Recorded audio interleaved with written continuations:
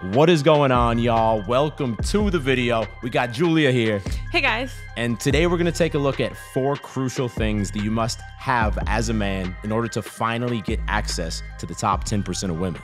Let's go. Number 1, proper humor. So over 90% of men fall into one of 2 categories. The first category is what I used to be in, which is having zero humor, at least when you're around hot girls. If I was with my buddies, I could vibe out and laugh and have a good time. But as soon as I was talking to a girl I really liked, I would just fucking lock up.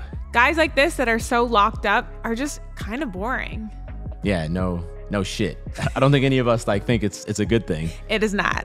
Now, this might surprise you, but the second category of men is actually even worse. And this is the guys who think that they have to constantly crack jokes when they're around women. Think Ryan Reynolds when he's flirting in movies. What's a nice place like you doing in a girl like this? The problem with this is it comes off extremely feminine and it's hard to be attracted to someone like this. Unless he's Ryan Reynolds. I know there's gonna be comments. Obviously, if you're an A-list celebrity who's attractive naturally and you got millions in the bank, these rules probably don't apply to you.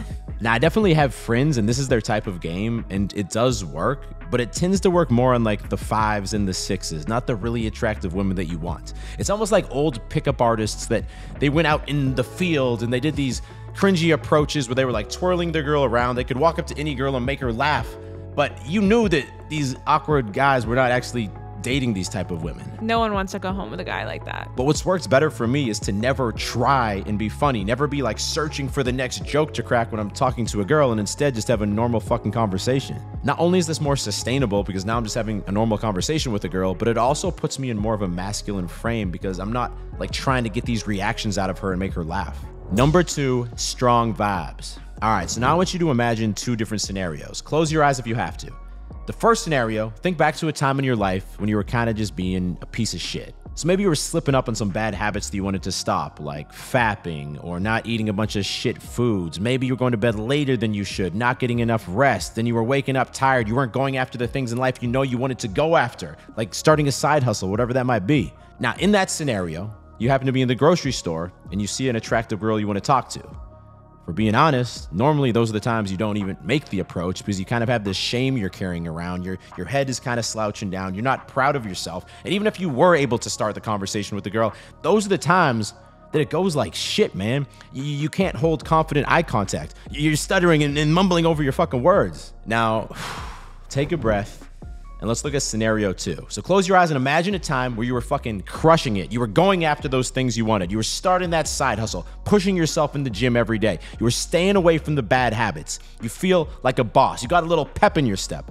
Now you see that attractive girl. What happens? That's usually when you don't even hesitate. You just feel like, fuck, maybe I give this a shot right now. It's not this big deal in your head. You go up and talk to her. You're more easily able to communicate confidently. That's probably the time you got the phone number, maybe the date. Yeah, I think this is the difference between when a guy is talking to us, either we feel that he is creepy or he's just a cool dude. Yeah, I don't think it's you. I think that we feel creepy when we have this type of energy because we've been doing creepy shit, right? Let's be real. Versus when we're moving and operating like a boss, obviously we're gonna feel that way.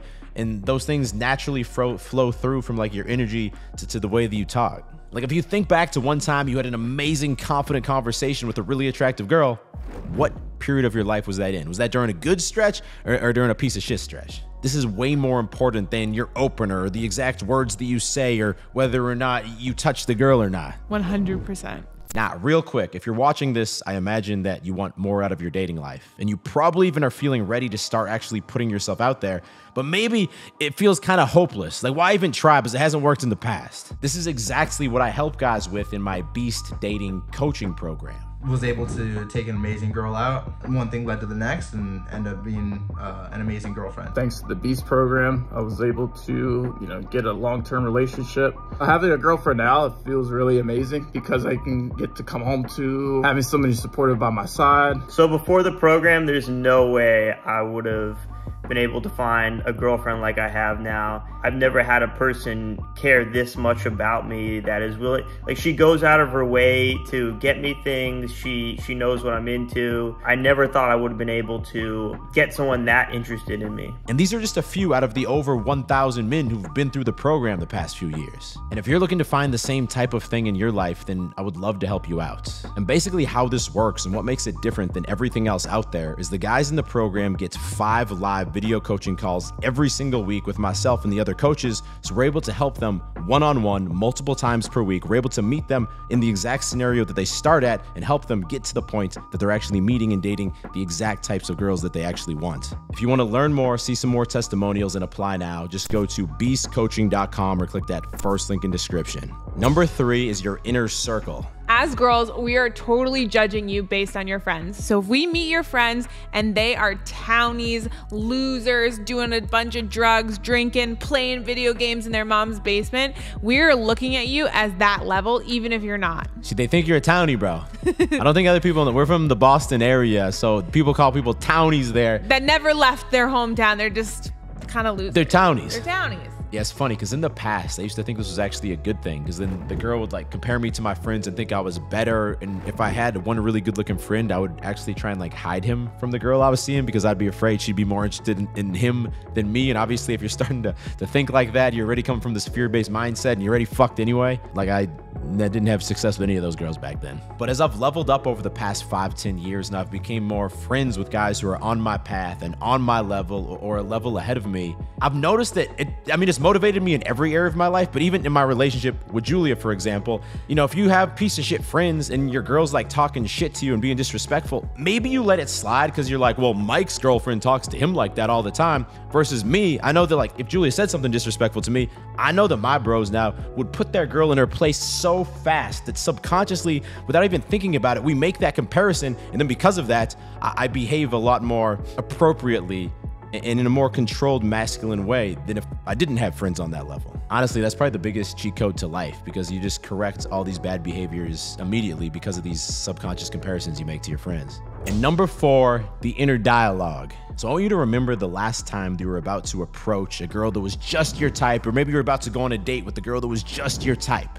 And if you've never had that scenario ever happen in your life, well, it's probably time to look in the mirror and realize that some serious changes need to happen. But the question is, what was going through your head right before that date or right before that approach? Because I can tell y'all, back in my Boston days, when I was getting started on this journey, when I started forcing myself to approach attractive girls, even when I was doing it consistently, there was a long stretch where I'd see the attractive girl and the inner dialogue in my head would be, well, you don't have a choice, bro. You have to go approach her. But there's no chance this shit is gonna work. She's about to shoot your ass down. And obviously that's a whole lot better than not approaching and not putting myself out there. But I was coming to all of these interactions with the girls that I liked from this fear-based mindset. Yeah, I would not want to date a guy that didn't think he deserved me. And we can totally pick up on when a guy has this energy and he doesn't think he's deserving. It's almost like above your looks, above your money, above your status, above everything else, the top of the hierarchy is this simple belief in your head that's either A, yeah, I could get that girl, or B, fuck, this ain't gonna work. And if it's B, nothing else matters. Like the game is over before it even started. Exactly. And look, there's no way to instantly make yourself believe that I deserve even the hottest girl out there. You can tell yourself, but it's not gonna work. That genuine belief comes with actually leveling up your life to the point where you're looking at your money and your body and your life experiences and you truly feel like, I am a prize now. But what you can do in the meantime is when you're talking to a girl that you really like, start telling yourself this in your head. While you're looking at her, even if you stop focusing on what she's saying for a second, just be telling yourself, she does not know what she's getting herself into. I'm about to take this girl back and blow her mind. It's like that energy you're giving, that like sexy energy. Yeah, it's just like the highest sexual confidence. You keep telling yourself that and you're gonna have this grin and this mischievous eye contact. And even if you're having a normal conversation, it will avoid giving off the vibe that, fuck, I don't deserve you. Now, if you're serious about taking your dating life to the next level, then you need to watch this video next. Julia, get out of here. This is about what all women want, but will not tell you 5 rules that you must follow. Click there to watch that now. If you're new to the channel, click down there to subscribe, as I release 2 new videos every single week and you don't want to miss them. I'll talk to you in the next video. Stay beastly.